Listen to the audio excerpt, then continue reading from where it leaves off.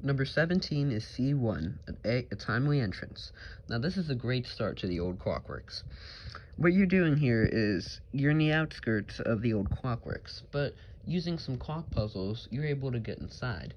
And by rotating the hands correctly, and by making them appear with the dark light, and as well as a few bridges, that's how you progress in this mission. It's not one of the longest missions, but it's certainly an interesting one, and I love all the different puzzles here in this mansion, especially in this mission. Number 16 is B3, Graveyard Shift. This is one of my favorite missions from Haunted Towers. It's a Toad Escort mission, but it's actually a lot of fun. As you make your way through the hollow tree, you manage to find the graveyard. And after taking down the three sister ghosts, which are all pretty interesting in their designs, you save the Toad. And that's about it for the mission, but it still is a lot of fun. And that fight against the three sisters specifically is really enjoyable. Number 15 is C3, Roundhouse Brawl. Yet another awesome mission coming straight from the old clockworks. What you're doing here is taking down the ancient poltergeist that you discovered in the previous mission, C2. Although this mission isn't as fun as C2, this one is still really cool because the ancient poltergeist has some pretty interesting puzzles leading up to the room, including a moving fort, which I like here, but not in the play catch mission. Now, the ancient poltergeist might just seem like a normal poltergeist, but he does have stand abilities to move around, and he has telekinesis, which are both pretty interesting, and make for a challenging fight against the elusive poltergeist. It's a pretty fun mission. Number 14 is E4, Ambush Maneuver. We're finally getting to the Treacherous Mansion's awesome missions again, outside of, the ghost mission. What you're doing here is taking down Boolossus, but what makes him interesting, and unlike from the first or the third game, here, you need to fling the 10 boos into the train parts, and you even need to shoot him onto the track and onto the train's drill. Not only is this really creative, but the music is also pretty creepy. The game calls him Big Boo, but we'll always call him Boolossus. It's overall a very fun mission, and I like how instead of trying to ambush King Boo, Luigi gets ambushed none of himself. Number 13 is C-Boss, Showtime. This might just seem like a typical enemy gauntlet, but it's actually a really fun way to end off old clockworks.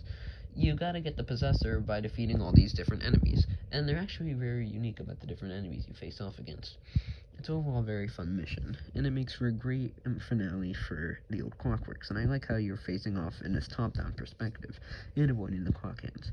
Number 12 is A-Boss, Confront the Source. We're finally getting to the iconic giant Spider Queen mission, and this is a great way to end off the because you have to burn the cobwebs and still have some pretty interesting puzzles where you spin around some spider webs on the ceiling fan, and overall just find out how to take down the Spider Queen. Then the Possessor Ghost will reveal himself, and I actually really like the designs. It's a very fun fight, and it makes for a great puzzle, and a great way to end off Gloomy Manor. And unlike most first bosses, this guy is pretty challenging. More challenging than Neville or Steward, the first bosses of the first and third games. I really like the Spider Queen, and this mission in general. Number 11 is D1, Cold Case. Now, the secret mine is pretty challenging. This is a great start. You make your way into a snowy cabin and onto the ice rink, and there's a lot of great atmosphere here. Far off into the distance, you can see a silhouette of the Treacherous Mansion, a King Boo flying to it, which I absolutely love. You can even get some gold ghosts by shooting a hockey puck. Anyways, this is another Toad Escort mission, but what makes this one so interesting is it's your first time through Secret Mine, so you don't know what lies ahead. It's a very interesting mission, and I like how you get the bridge, and when you get the Toad back to the Pixelator by taking the elevator shaft all the way back up to the cabin, it feels satisfying to do so. It's a lot of fun. Number 10 is E1, Front Door Key. Starting off our top 10 is Treacherous Mansion's great first mission. Yes, it's the third Polterpop chase. What makes it interesting is that it's your first time through here, just like in Cold Case.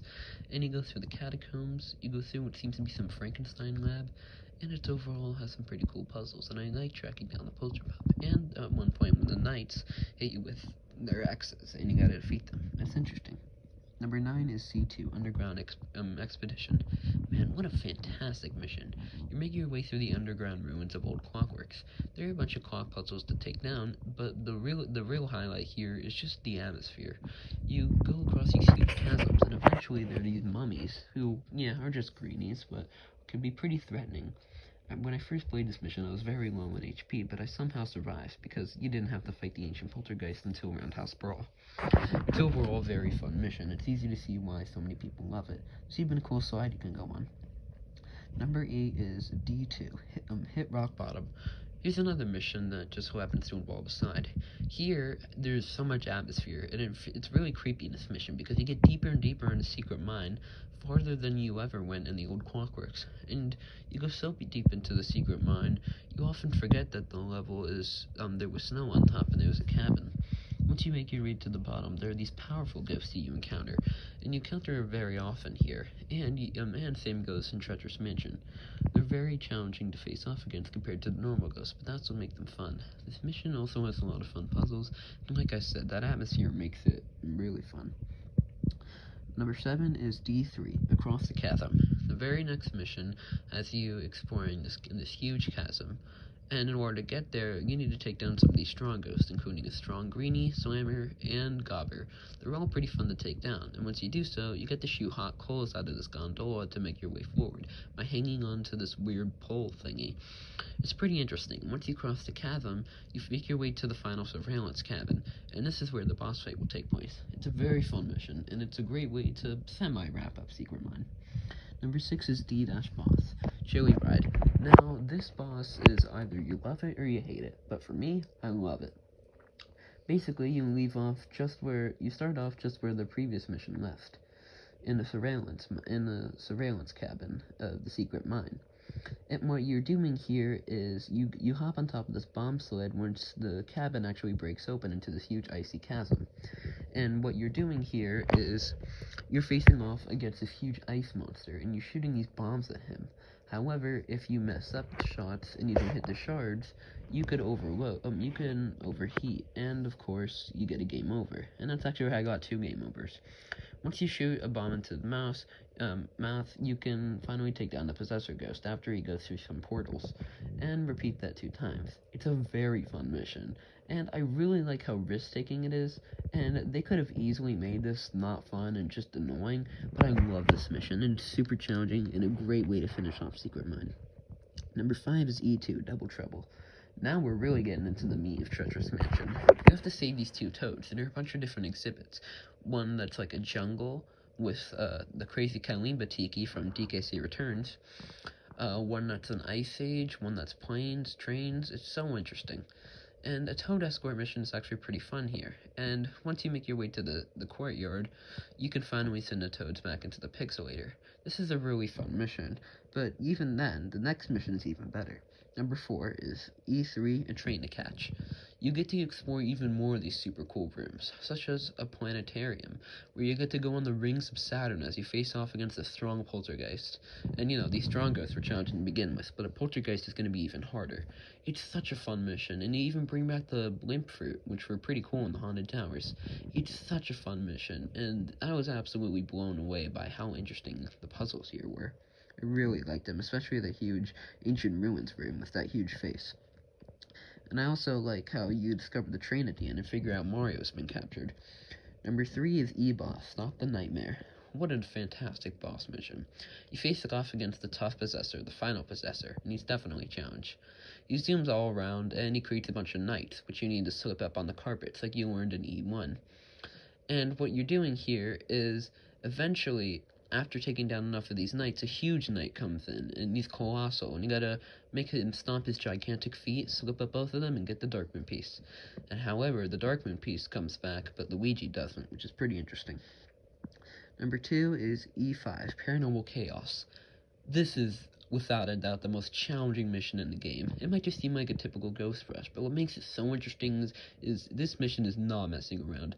All these ghosts are so challenging, especially in the paranormal portal room outside, where the game's epilogue takes place. Because there's so many of these mummies and strong ghosts, like a strong gobber. This is super challenging and easily one of the toughest missions in the game.